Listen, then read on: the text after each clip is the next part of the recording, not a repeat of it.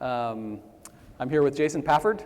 My name is Mark Hammer. I'm with Bloomfire. If you don't know Bloomfire, we're an insights platform for you to consolidate your insights and make them searchable and accessible by anybody in the company. We've been around for about 8 years and work with a lot of you already, but we'd love to tell you more if you're interested. Let me tell you a little bit about Jason before we have him tell you guys a little bit about Orvis. Jason is an instructional design and communication specialist at Orvis. Orvis is a fly fishing and outdoor lifestyle retailer in business since 1856, so it's been around a few years, longer than Bloomfire. In his 10 years there, Jason's held roles in e-commerce and as a trainer in voice of the customer supervisor. Prior to joining Orvis, Jason worked in industrial distribution, hospitality, and was even a professional musical theater actor, and he's going to do a song from Pippin in just a minute. I may tap dance, be warned. He lives in Gloucester Point, Virginia, on the banks of the New York River in Chesapeake Bay with his fiancée and their 2 dogs, Newt and Eve. One interesting note about that, though, is he didn't name his fiancée, but he named his dogs, which I think probably tells you. You'll see them later. something about Jason. But welcome, Jason. Thanks for joining us. Why don't you tell us a little bit, people may not be familiar with the Orvis brand, why don't you tell us a little bit about Orvis? Certainly. So as Mark mentioned, Orvis has been around since 1856. We began as a fly fishing company known for building these really exceptional fly fishing rods and really expanding the fly fishing industry as a true sport and an outdoor pursuit. Since then, it's been quite a few years. We still love fly fishing very much, but we've expanded into wing shooting. We have a real passion for that, as well as conservation, because so much of what we do is focused in the outdoors. We're really passionate about protecting the environment and making sure that it's there for generations to come. We're still a family-owned company, so a lot of times people will hear the Orvis name and they think that we're really this huge, large corporation, but we're still family-owned, and that family spirit really pervades through our Vermont headquarters, our offices in Roanoke, Virginia, over 75 retail stores in the U.S., and we even have a UK division and 14 UK stores as well. So, been around for a while. Our core values really speak to what we're going to talk about today. We only have 3, so it's pretty easy to remember. Surprise and delight your customer. There's a reason that's the first one. Take pride in your product and protect nature. So that's the 3 things that really feed into everything that we do as a company. Yeah, I can speak to their customer service. I tried to order this jacket before coming here, and it didn't come the day yesterday when it was supposed to come, and I called their customer service line, and they arranged it so that I got it here today, so I could wear it. Support the brand. We had to make sure he's in Orvis too, nice, of course. Nice job. And he's wearing the vest, the Orvis vest. So the role of the voice of the customer is interesting. Why don't you tell us a little bit about voice of the customer, the role at Orvis, and kind of how it pervades the team there? As Mark mentioned, I've been with the company. I'm going into my 11th year and kind of started from ground up in live chat and moved through training and then got tapped to lead our voice of the customer team. And at Orvis, our voice of the customer team is in charge of product training. That's for our frontline associates. It's one of the really big, important parts. But the other section of that is that's where the Orvis customer's voice is really held and where it's at home. We spend a lot of time in our Voice of the Customer team looking at feedback through partners like Bazaar Voice for product, BizRate for experience, social media, all kinds of channels that we take a look at, even all the way down to our customer communications. We analyze customer phone calls, chats, emails to make sure that we're distilling that customer voice down to actionable items that we can pass on. It's so important to us as a company that everybody hears the customer voice, that we've even started an internal podcast. So we actually host that once a month. We have customer phone calls that will do snippets that are around something specific we're hearing a lot of within the organization or from our customer. And we share that with our partners at our headquarters so that they're aware, our product designers, our product developers, and our marketing team, so that they're aware of what the customer is saying right then and there at that time. And they can hear it in their own customer the customer's own words as well. So in the podcast, that's interesting. What is the podcast all about? So actually, I've never done a podcast, but then I got tapped to do that, and so I was like, okay, let's do a podcast. And actually, it's pretty simple to put together. It's not very hard, but I'll actually introduce like a high-level topic that we're hearing a lot of, maybe about promotions. So our marketing team is always interested in how promotions are going. And so we'll have customer feedback about promotions of, I can't stack discounts or I can't do this. So I'll actually get those customer verbatims from phone calls, lump those together, give an introduction to each of those, and we'll usually cover a couple of topics each month. So I'll get that up, and they actually listen to the customer and their frustrations with if this promotion is working or not. Or our customers on the West Coast, all of our promotions end at midnight Eastern time. Well, midnight on the on the Right. West Coast is a very different thing. So it's a great way for us to make sure that they're hearing those pain points for the customer so we can get them fixed. That's great. So when I think about Orvis, so I know Orvis quite a bit because I like to fly fish. A lot of people may not. I think of it as like a lot of different things, like fly fishing, outdoors. There's a purple cow there. We'll talk about that. and then it's pretty high end. I mean, it's expensive clothing. It's made to last, obviously. How do you kind of define the Orvis customer? You can kind of take an Orvis customer and bring them down to three kind of main points. The first one, they're very passionate about the outdoors and outdoor pursuits. Beyond fly fishing and wing shooting, anything that connects them to nature and the outdoors is something they're very passionate about. What is wing shooting? Wing shooting is duck hunting. Okay, all right, duck hunting. Or shooting clays is my preference. You just aim for their wing. Aim for the wing. Okay, all right. Follow the target. That's Okay, got it. all of these are pretty high-end pursuits. Wing shooting is not the least expensive activity you can do. Fly fishing also isn't when you have a $2,000 fly rod. Right. The one big thing at Orvis, we never call them fly poles. They're always rods. Rods, Always okay. rods. So, getting the customer outdoors and their passion for the outdoors is something that's really important to us. And they managed to get me outdoors about 2 years ago. They took me fly fishing for the first time. The only thing that I caught was the bridge that we were standing on. And at that point, we determined I was much better at angler support, bringing the beer and the snacks as opposed to actually fishing. But any connection to the outdoors, our customer loves those. The next thing that they're pretty big about is quality. And that's really a hallmark of us and in our product. We're very passionate about quality, and our customer is extremely passionate about it.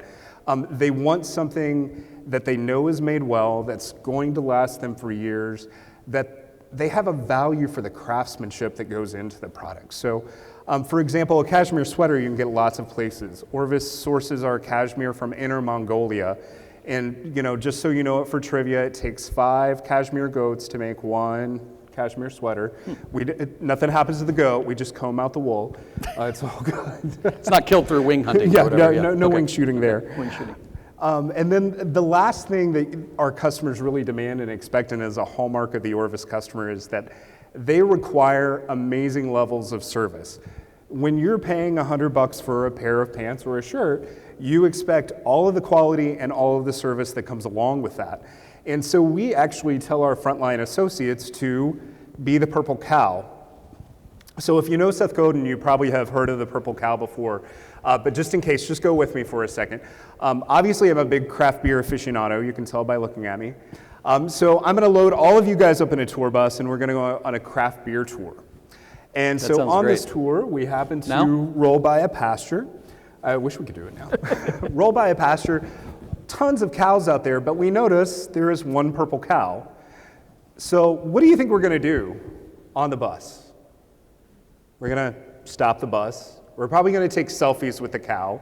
When we get to the next craft brewery, we're going to say, did you know that there's a purple cow a mile back? Do you know who owns the purple cow? Does a purple cow give purple milk? Basically, the purple cow is leaving somebody so wowed that they want to talk about you all the time, to their friends, to their coworkers, to everybody.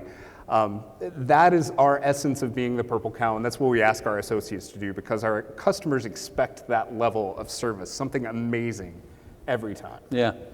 And so we were talking about voice of the customer.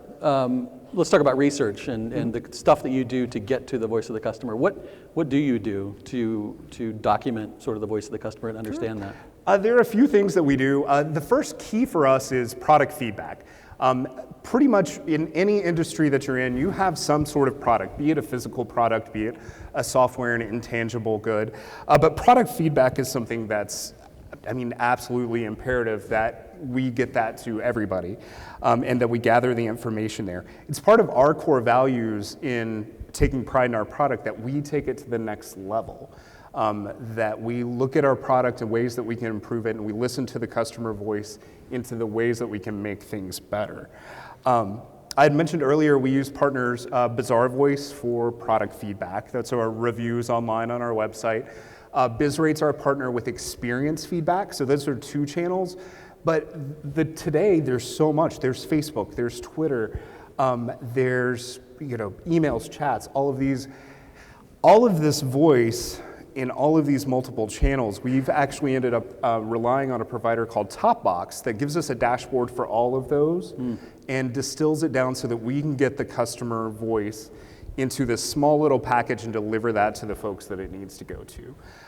So that's a big thing, is making sure that you have a tool for all this feedback that you can get to the data you need. Data is important, but it has to be relevant data. Mm-hmm. So that must be qualitative data? Yes. Okay, and so you're just looking at kind of a dashboard of I'm trying to understand Topbox. Mm-hmm. Is it like here's the Facebook sentiment and here's kind of the Twitter sentiment and? Mm-hmm. So you can do a channel view and select which channels you want. Okay. And they have a really cool tool that kind of analyzes that interaction with the words that are used to determine if it's a positive interaction, neutral, or negative, which gives us an NPS score, which is a Net Promoter Score. Right. So it gives you an idea of the whole feeling of that interaction. Then you can go down to the verbatims if need be to get actual customer verbatims on product. Okay. I think we skipped through 2 and 3, right? No. Oh, great. 2. Go ahead. Yeah. Go to 2, sorry. So listening sounds really easy, but it's not always that easy. It's easy to get that feedback, but it's what you do and how the customer is heard that's really important. That's one of our customers. When they give feedback, they want to make sure you know and that you are going to do something about it. Internally, we utilize a tool we call the Orvis Feedback Forum. It's basically like a help desk ticket system. But say Mark calls me and he says, I just bought this sport coat and the button placement's really odd. I really think that you should move the button placement a little bit higher on that so it buttons better and it looks better. We actually put that in the Orvis Feedback Forum. We'll get that feedback to the product developer. They may make that change, or they may have a reason why they don't want to make that change. This system allows us to actually get that answer from them, and then I can call Mark back and say, hey, you suggested that we change the button placement on that jacket. We've actually gone ahead and done that, and you'll see that in the fall 2020 iteration of that jacket. So if you want the new, you can return this. We'll get you the new one when it comes out. It's ready to go. That's the big key. Getting all of this data and getting the feedback. Action is a huge thing, but when you can actually follow up with the customer about how they've changed your business, it's amazing to them. I'll give an example. I went to a conference a couple years ago with a consultant, and as we were checking out, they had asked her, how was your stay? We've all kind of heard that before. And she said, actually, it was really good, but there was this one really annoying thing. Every time I would open the bathroom door, it would catch on the bath mat and get stuck. And it was just really annoying. Being here for 3 days, doing that, it was really annoying. So the associate at the front desk said, oh, we hear that all the time. So you can imagine she didn't feel really valued at that point. But taking that feedback, you can imagine if the hotel staff said, you know what, that's really interesting feedback. I don't think we knew about that. I'm going to share it with our facilities manager, let him know about it, and we'll see what we can do to get it fixed. So she feels valued then, but imagine 3 days later, the facilities manager calls her and says, hey, thank you so much for telling us about that. We don't actually stay in our guest rooms like a guest would, so we didn't even know that was an issue. Yeah. So we went through and checked everything. The bathroom doors that needed to be shaved off so that they would fit, we took care of that, and we can't wait for you to come back and stay with us again. Yeah. So like it's an incredible experience at that customer level when you can do that feedback.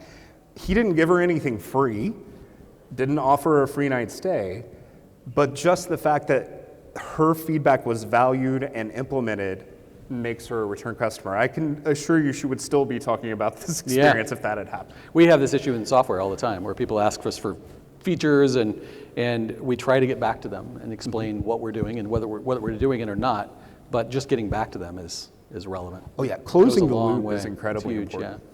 Yeah. And then tip 3? Yeah. Become the customer.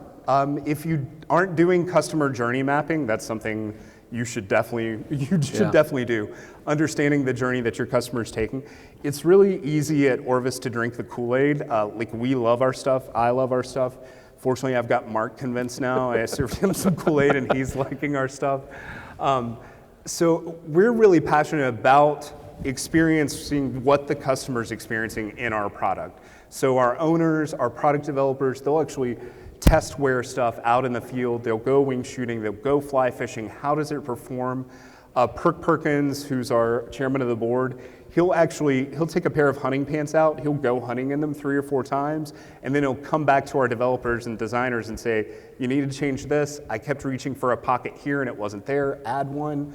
So we're constantly developing and being the customer, and putting yourself in the shoes of that customer is a great way to get the voice of the customer into your business. So when you and these teams are collecting all of this information and understanding the voice of the customer, how do you share it with the broader rest of the company so that they can take actions on product or services or whatever else needs to be taken? So we've talked a lot about customer feedback, but we have a great marketing team we love very much, and they're doing a ton of market research.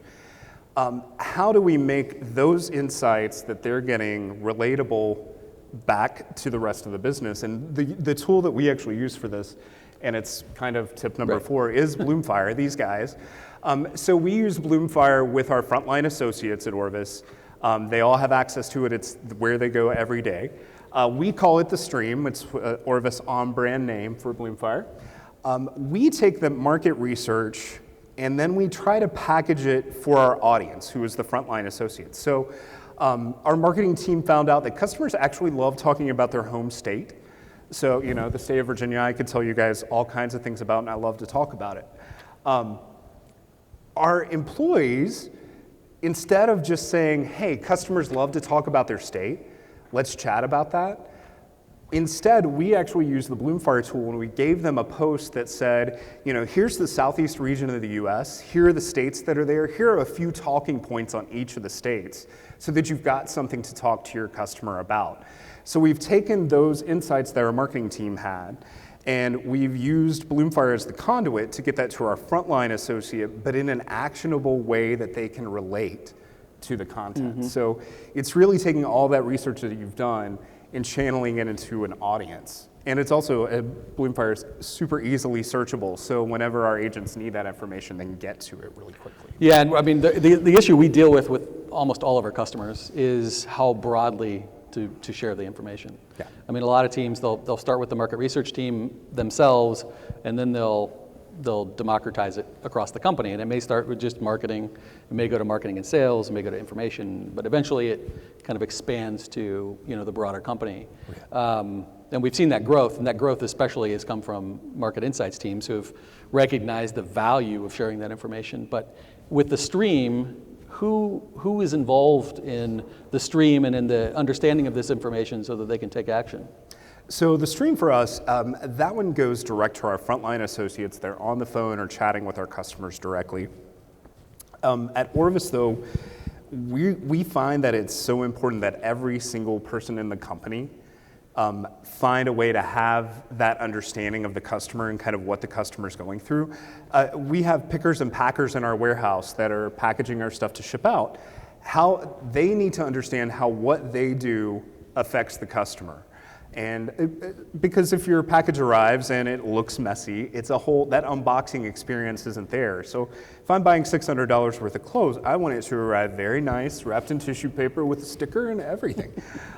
So it's really important. Even our accounting team, people that are processing refunds or doing things like that, they need to understand, if you were the customer, you would want that refund back snappy.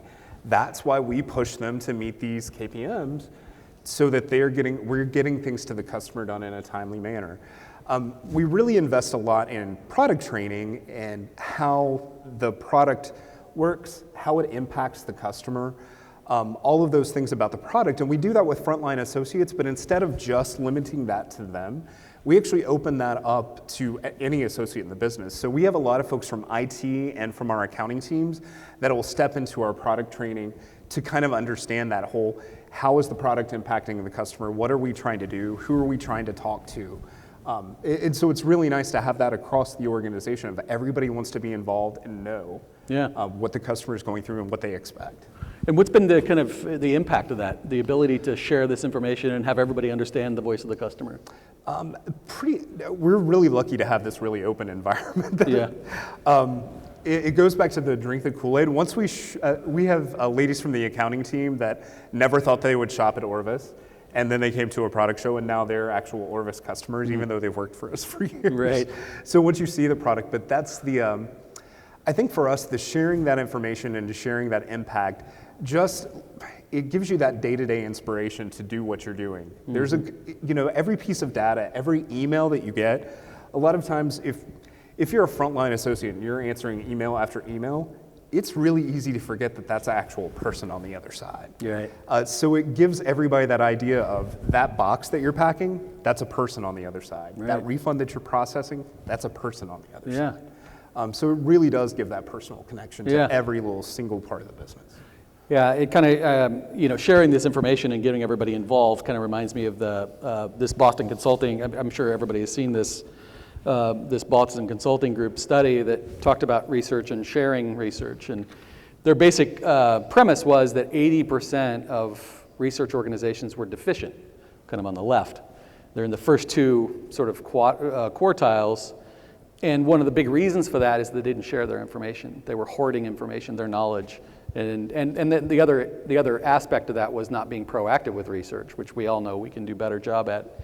But the ability to share this information and get it out to the broader community within your company has dramatic results. I mean, we've seen large companies that I won't mention who we work with, who the research department is oftentimes considered a cost center. There's one very large organization that I could talk about that were viewed it as a cost center, and they kept cutting and cutting and cutting. And then when they finally got it into a platform, and it doesn't have to be ours, it could be another platform, but some way of distributing the information that they're doing, the work that they're doing, all the important research, they were then viewed as a strategic partner, and they started adding headcount and dollars and everything else because they could see the value of that function in a way that they couldn't see before. And I think it's very similar to the voice of the customer and the ability to share that and impact teams and get everybody to understand that. That value. Yeah.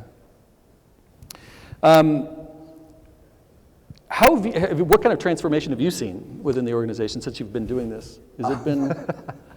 So over the last 5 years, it's been, some days it feels like we're moving at light speed, and some days it's like cold molasses. So 5 years ago, if you went to the Orvis company, we were gathering customer feedback via a survey, if you took a phone call, and product feedback. And that's really the only two channels that we had. And now 5 years later, we have all of this data coming back at us from all of these different channels, and it can be overwhelming. It's very, very easy to be overwhelmed by that. But it's helped us really. I think before we had a tendency to, we know what the customer wants. We'll make it this way because that's what our customer would want. We actually now have the opportunity to say, this is actually the customer saying, this is what they want. This is the way we need to go. Yeah. And actually aligning that customer voice with our vision as a company. For Q3, we actually landed in the top 2% of all retailers when customers rated us on customer service.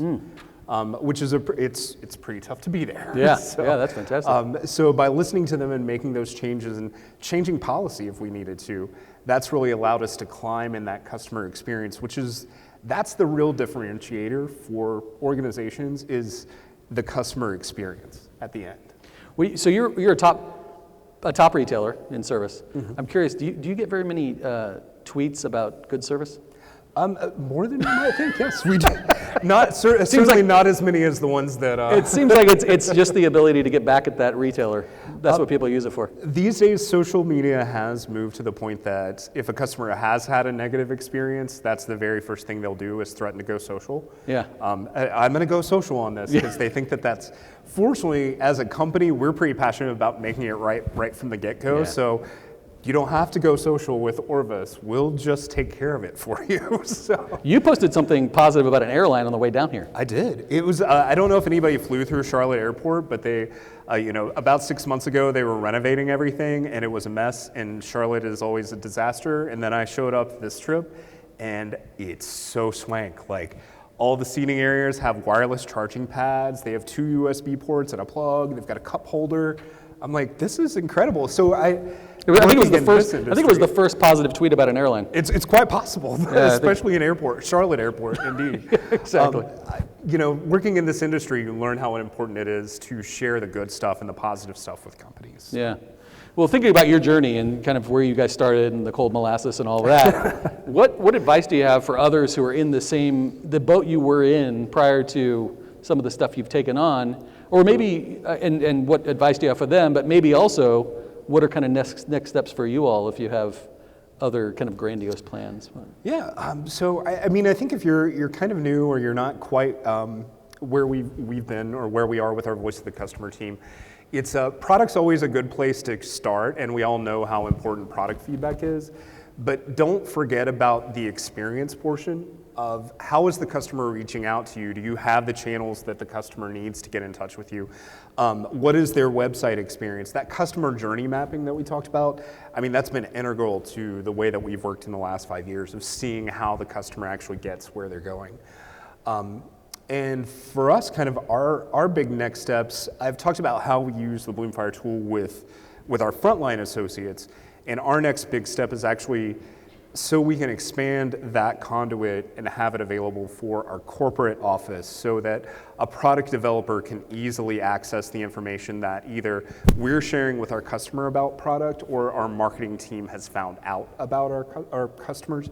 So just that democratizing information across the entire organization instead of the limited rollout that we have now. That's kind of really our big thing, and my big passion as a communications person is that.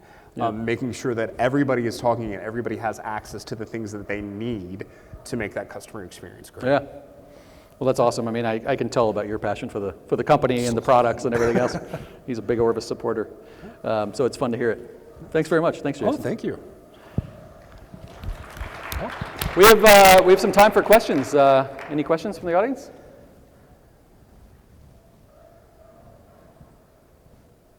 Wow, you guys are super quiet. Okay, great. All right, thanks everybody. Oh, there's one. We have one. Particular platform Did you use a particular platform for your customer journey maps? For our journey maps, actually, we recreate the journey, and I know that this sounds sad, through PowerPoint. PowerPoint, you either love or hate PowerPoint. I'm a big PowerPoint user. But you can truly recreate a web experience through PowerPoint. You can integrate video that way with actual customer voice. I think your customer journey mapping, the most important thing that's happened with me is making sure that you have a story to tell. That was a real key thing for me when we revamped our returns process a couple of years ago, and it sounds like something simple, but it's actually incredibly complicated and goes across all of these different things. Telling that story of the customer return process was actually much more important than what visuals or things that we use. You just have to make sure you have the story right. It's being a convincing novelist per se when you're presenting a change or anything in the organization. Have you seen anything used that's different? Just curious if you... Yeah, okay, all right. Yeah, I'm just curious.